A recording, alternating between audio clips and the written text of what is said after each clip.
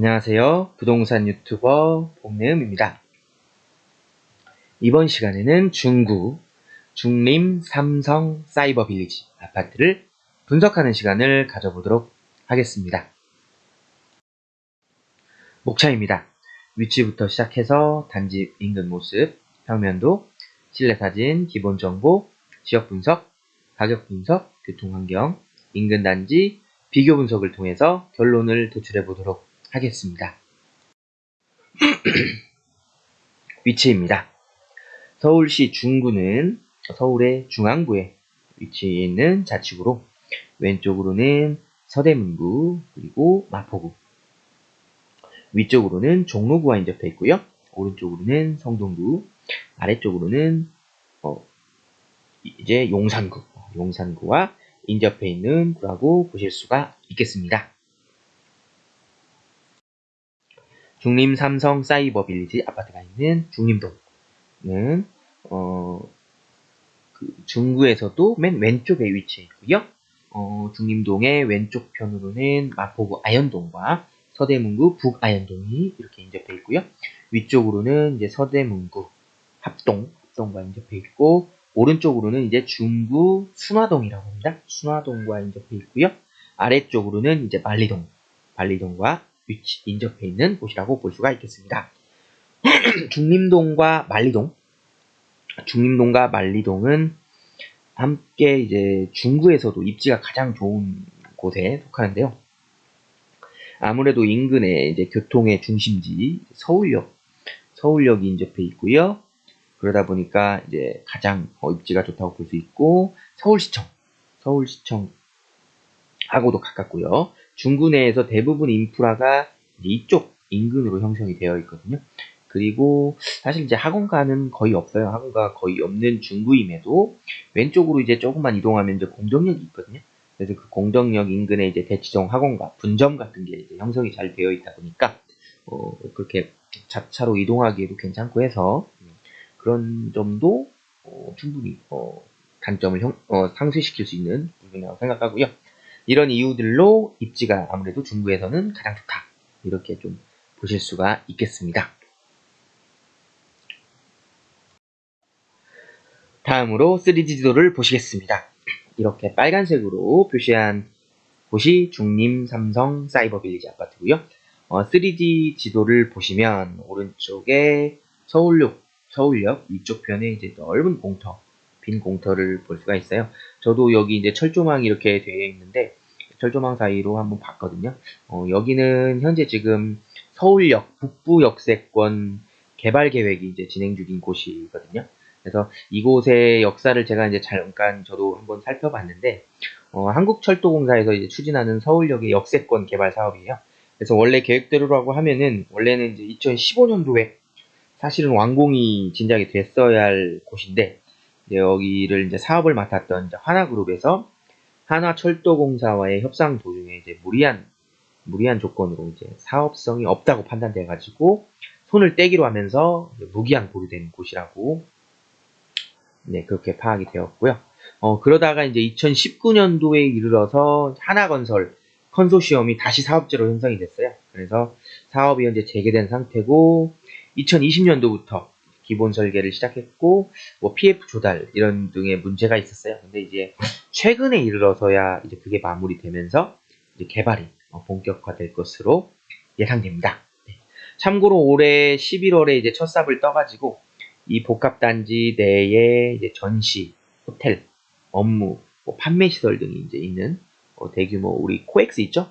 코엑스 같은 그런 시설이 꾸려진다고 보시면 되겠습니다.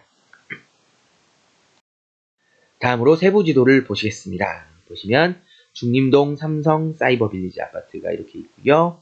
아무래도 이제 2호선, 5호선 충정로역의 초역세권 아파트거든요. 초역세권 아파트고, 아래쪽으로는 이제 서울역 한라 비발디 센트럴, 그리고 서울역 센트럴자이 이렇게 아파트가 있고요.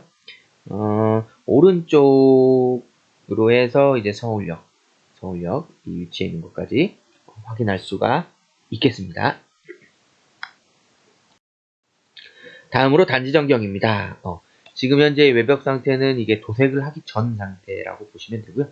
현재는 이제 도색을 해가지고 현재와는 다른 이 사진과는 좀 다른 모습이다. 이렇게 참고하시면 좋을 것 같고, 단지 내부를 제가 가봤는데 확실히 2003년식이라서 그런지 곳곳에 이제 노후의 흔적들이 이렇게 남아있다고 좀 보시면 되겠습니다.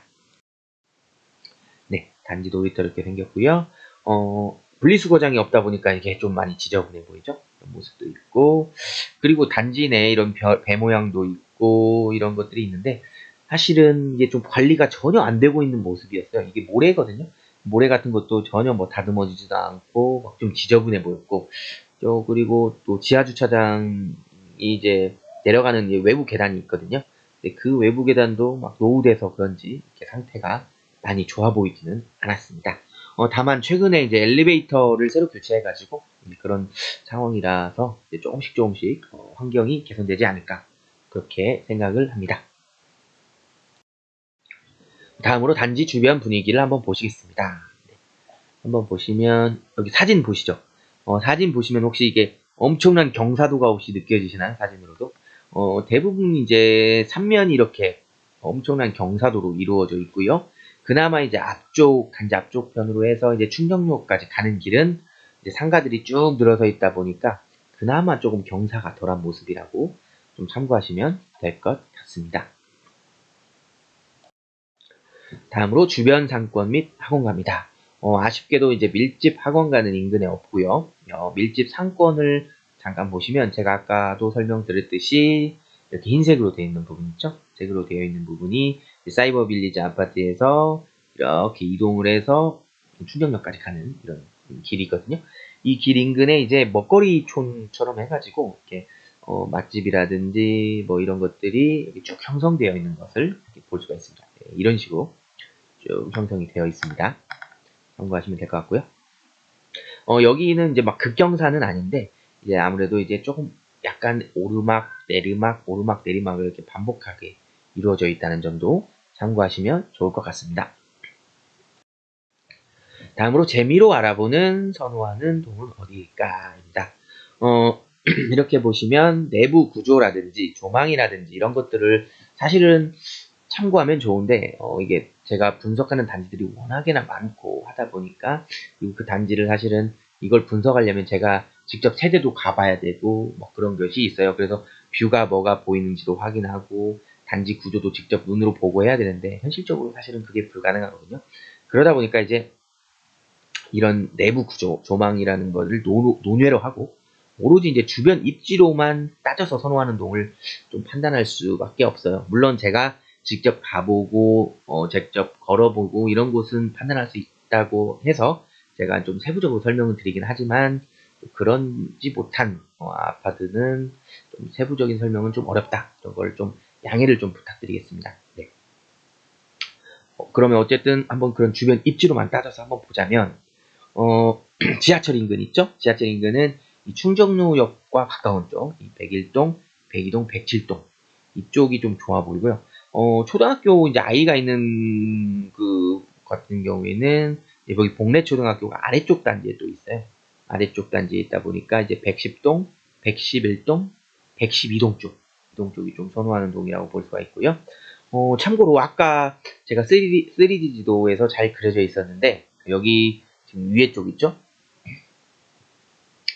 여기는 지금 안 보여요. 여기는 안 보이는데 이제 맨 위에 쪽에 이제 201동, 202동이 있어요. 201동, 202동이 있는데 여기도 이제 사이버 빌리지 아파트이긴 해요. 사이버 빌리지 아파트이긴 하나 여기는 이제 영구 임대동이라고 좀 그것까지 좀 참고하시면 좋을 것 같습니다. 다음으로 평면도입니다. 네, 보시면 23평 A타입과 B타입이에요. A타입 같은 경우는 투베이에 방 3개, 화장실 하나가 있는 구조고요. B타입도 마찬가지로 방 3개, 화장실 하나 있는 구조고요. 그리고 30평과 이제 33A형은 똑같아요. 구조가 거의 뭐 싱크로율이 거의 똑같다고 보시면 되고 뭐라고 해야 되냐면 이제 주민 대피 공간 있죠? 네, 주민 대피 공간이 여기는 이제 주민 대피 공간으로 있는데 여기는 이제 침실이 구성되어 있는 그런 좀 차이가 있다고 좀 참고하시면 좋을 것 같습니다. 다음으로 실내 사진입니다. 네. 실내 사진은 이제 현재 리모델링을 한 세대의 모습이니까 그 점은 좀 감안해서 참고하셔서 보시면 될 것 같습니다. 네, 굉장히 깔끔하게 리모델링이 잘 되어 있네요. 다음으로 기본 정보입니다. 중림 삼성 사이버 빌리지는 중림동에 위치해 있고요. 2001년식 712세대 그리고 251%의 용적률이 있고요. 그리고 시공사는 삼성물산, 시공사는 삼성물산이고 최고층은 18층까지 있고요.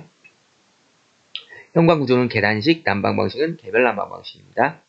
경사로 같은 경우는 아까 지도에서 보셨다시피 강한 경사로 이루어져 있고요.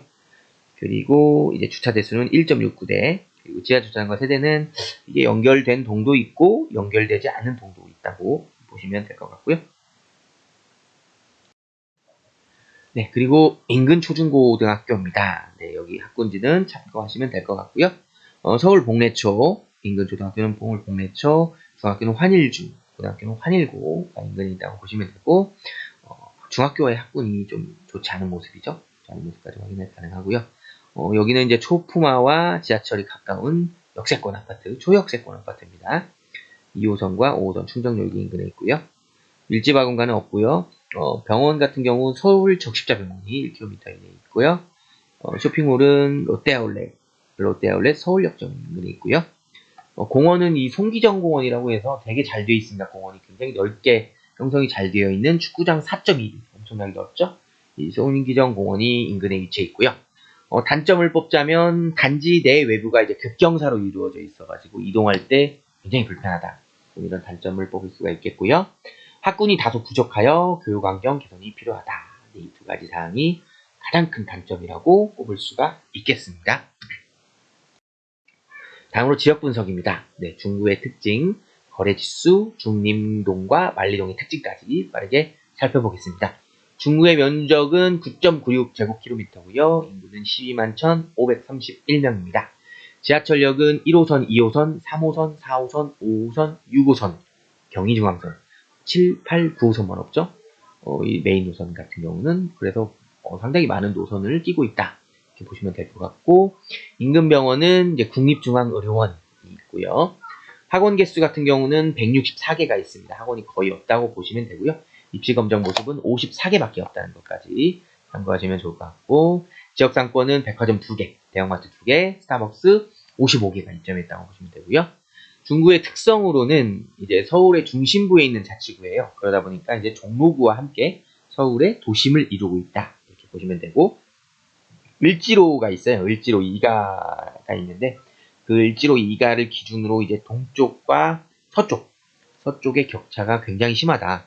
동쪽 같은 경우는 사실 상당히 노후됐어요. 그래서 서울의 과거, 이제 6, 70년대 그런 모습이라고 보시면 되고요. 이제 서쪽은 제가 앞서에도 설명드렸지만 서울시청이 있고 명동이 있고 숭례문 등이 있어요. 그래서 굉장히 이쪽은 좀 세련된 느낌이다. 좀 이렇게 보시면 될 것 같습니다. 다음으로 중구의 거래지수입니다. 공급 적정 수요 같은 경우 607세대고요. 공급량은 현재 없고요. 거래량을 보시면 1009건, 2020년도에 1009건에서 623건으로 줄었다가 22년도에 203건까지 줄어드는 모습이고요. 23년도에 그러다가 576건까지 회복을 했고, 올해 9월 말에 603건으로 작년에 거래량을 넘어섰고 21년도에 거래량까지 넘어서지 않을까 그렇게 예상이 됩니다. 그리고 이제 매매 매물과 전월세 매물을 보시겠습니다. 매매 매물 같은 경우 1년 전에 947건에서 1060건으로 좀 소폭 증가했고요. 전월세 매물도 689건에서 418건으로 한 260여 건 정도 감소한 것을 볼 수가 있겠습니다. 중림 만리동의 특징은 이제 아까도 설명드렸지만 서울역 북부 역세권 복합개발이라고 해서 강북의 코엑스라고 합니다. 이 연내 착공되어 2028년도에 개통 예정이다. 이렇게 보시면 되고요. 이거는 이제 예상이긴 한데 이거보다 조금 늦춰질 수도 있습니다. 그리고 서울의 7대 업무지구로의 접근성이 매우 좋다. 이따가 제가 한번 서울에서 이 아파트 단지에서 이제 업무지구까지 걸리는 시간까지 다시 한번 말씀드리도록 하겠습니다. 다음으로 가격 분석입니다. 23평형 기준으로 보시면요. 매매 최고가는 13억 3천이고요. 전세 최고가는 6억 7천입니다. 그래서 갭은 6억 6천이 차이가 나고요. 23평형은 712세대 중에 8세대가 속하고요.